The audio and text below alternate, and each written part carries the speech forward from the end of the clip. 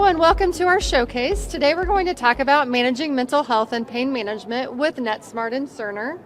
We're going to walk through a scenario of Halley Goodwin. Halley is a 49-year-old female. She has recently been receiving services from a community mental health provider where she has been diagnosed with bipolar disorder and prescribed lithium. She unfortunately had a car accident and has some pain management using opioids as a result of that, and unfortunately has also been has a history of seeking drug seeking around her clinics around her neighborhood. Recently, she lost her job as a result of her opioid use and has recently landed in the ER as a result of an opioid overdose. So we're going to walk through today the Cerner ER visit, as well as the continuity of care and the transition out of the hospital and back into the community. So we pick up with Halley within the Cerner FirstNet application within the ED tracking board. From here, the provider could quickly, within the workflow, view outside information on Halley from sources such as Commonwealth, Care Quality, state HIEs, or direct messages. So in this scenario with Halley, we're able to pull back a provider note from a NetSmart facility and view data quickly and relevantly for the provider to take better care of Halley.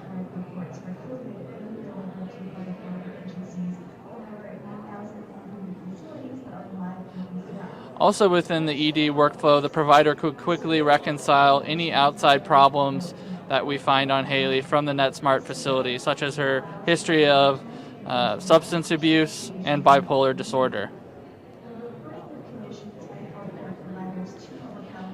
Within the workflow as well, the provider also has the ability to utilize the Cerner Commonwealth Summary View. From here, we can view data from the Commonwealth Health Alliance, Care Quality, state HIEs, as well as other point-to-point interoperability connections. So a provider here could hover over relevant data that they find useful. They can customize the view, drag and drop widget, so the next time they log in, data persists, and they have a view that is unique to the provider and useful to them. Providers can filter data by source, by specific types of results, as well as specific time frames. We also have page search functionality to make it relevant so a provider could quickly find and key on a piece of information, such as a lab result that they were looking for.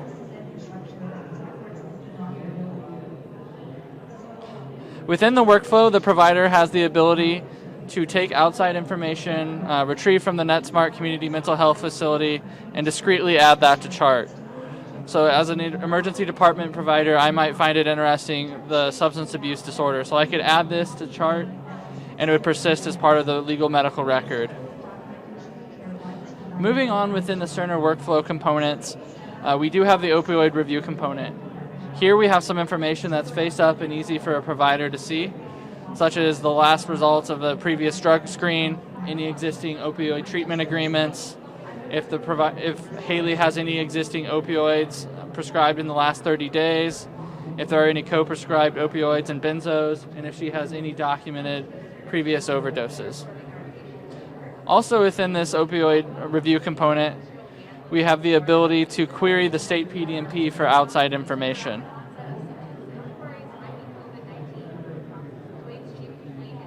This report will bring back a summary of all outside medications, pharmacies, and providers that have given Halley prescription narcotics. Within this state PDMP query, we do have a couple alerts that have fired on Halley, such as an indicator that she has visited multiple providers. It might be an indication that Halley is shopping around for opioid prescriptions. And then we also fire off an indicator that Halley is above the morphine milligram threshold. Risk-based scores are also returned as part of the query out to the state PDMP. Given Halley's high score, it's most likely that she could potentially abuse narcotics.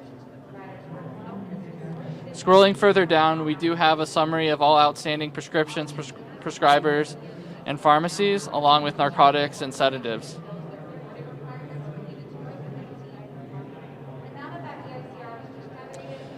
Another nice tool for our providers is our opioid use disorder predictor. Using machine learning and cloud-based technology, we're able to aggregate the data from the patient's chart, analyze any history of previous overdoses, any history of opioid medications, history of hepatitis C, to provide an indicator to a provider that Halley may be at risk, and that she is at moderate risk for an opioid use disorder.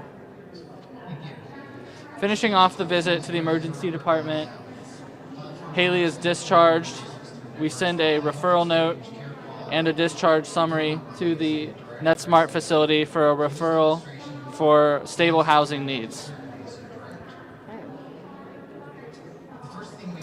So as part of the community mental health care team, we receive that patient discharge message. So if I am Joan at the community mental health center, I can see that that Halley has been discharged from the hospital. I can also look at that discharge summary. Any information about that encounter will show up on the discharge report, and I can save that to the client record as well. So Joan, wanting to see more about that encounter, can do a care equality search. So over here in external documents in my avatar, I can do a search under Halley and pull back all of the information about any encounters that Halley has had in the Cerner system and others as well. I can view that CCD, and I can reconcile that information in the record as well. I can pull back, much like you saw in the Cerner system, I can reconcile allergies, medications, and problems. So if there's any new information that came as a result of that encounter, that can land in the client record. I can also save that CCD to the client record for anyone else that might want to view that as part of her care team.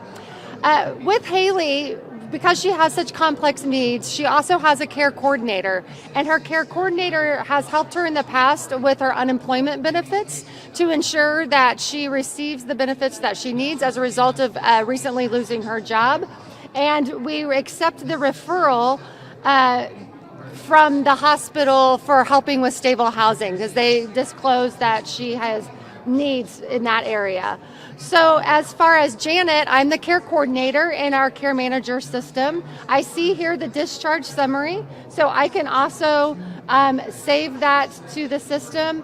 I can look at this referral that came in at the same time, so we see that she's being referred for that stable housing. So the first thing that I can do with that referral, I can save that message, and I can review the CCD as well.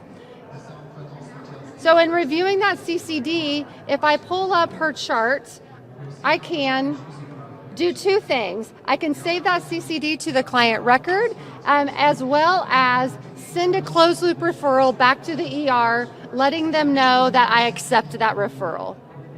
So here I can save the attachments. It's going to automatically save that to the record.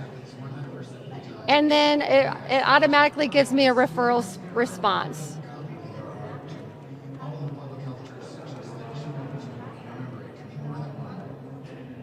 Once I send that response, it'll automatically close the loop on that response, sending that information back to the Cerner system. So as her care coordinator, there's several things that I need to do with Halley. One is get her into a clinical trial for anyone that has bipolar disorder as well as an opioid disorder. And part of her clinical trial is to make sure that she's taking her medications consistently and that she doesn't have any adversary reactions to the medication. How we're able to do that is within our consumer portal. So the first thing we would need to make sure is that Halley has an option. So getting her a smartphone, making sure that she has that available so she can quickly do this within that record.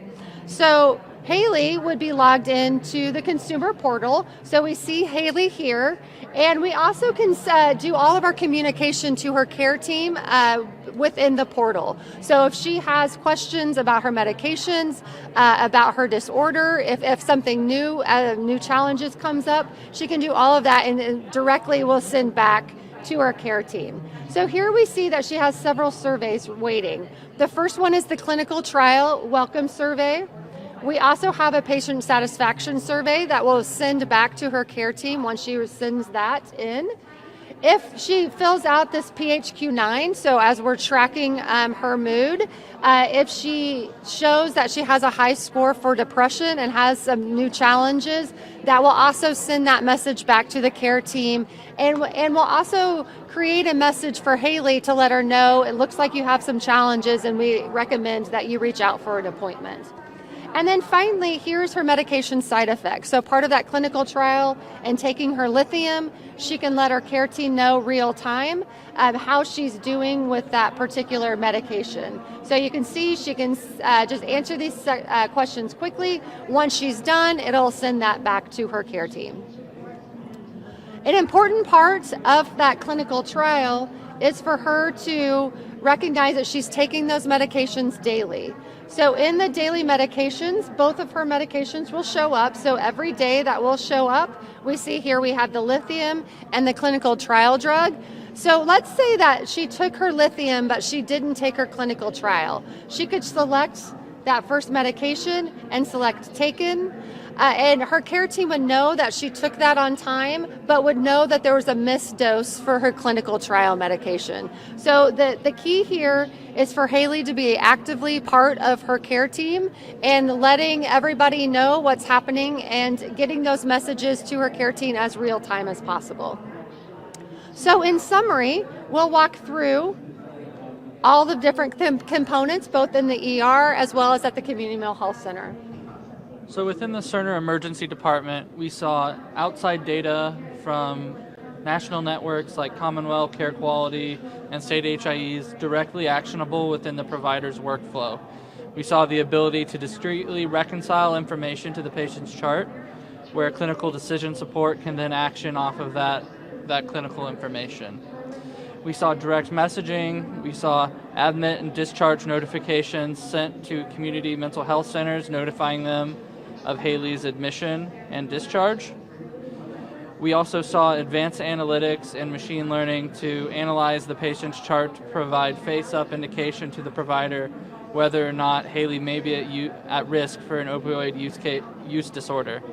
And then we also queried the state prescription drug monitoring program real time to give the provider an informed picture of the history of Halley's drug-seeking behavior.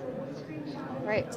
On the community behavioral health side, we saw My Avatar, where we received the direct message after the discharge from the ER. We were able to query Care Quality to pull back any encounter information and then do a clinical reconciliation as part of that client record. In Care Manager, where the care coordinator was working, she also received that direct message letting her know that Halley had been discharged from the hospital, as well as the direct referral. We were able to save the CCD to the client chart, as well as show a risk profile. So we have a risk profile within Care Manager that automatically updates when new information on that risk comes in. So when that new hospitalization hit the system, it automatically updated that risk score, and we see that she is trending up. And then finally, My Health Points, that's the consumer portal where Halley can log in using her smartphone. So direct messaging securely between her and her care team, able to look at clinical documentation and education, as well as her medication management. So in summary, you can see during those care transitions and that care coordination, several things that we were highlighting. One being the clinical decision support, so really seeing that data in the ER and be able to make solid decisions at that point in care.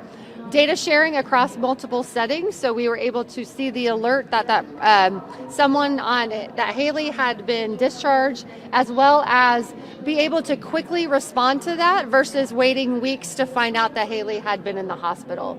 We saw referral tracking, so being able to identify a need in the ER, immediately reach out to her care team so someone can work with Halley on that care coordination for the housing needs that she had, as well as her unemployment and her clinical trial. And then really most importantly is the patient-centered care. Halley being the main part of her care and understanding the data that's being shared across systems so she doesn't have to retell her story over and over, and be able to have her actively involved in her care via her client portal. So thank you again for coming to our showcase.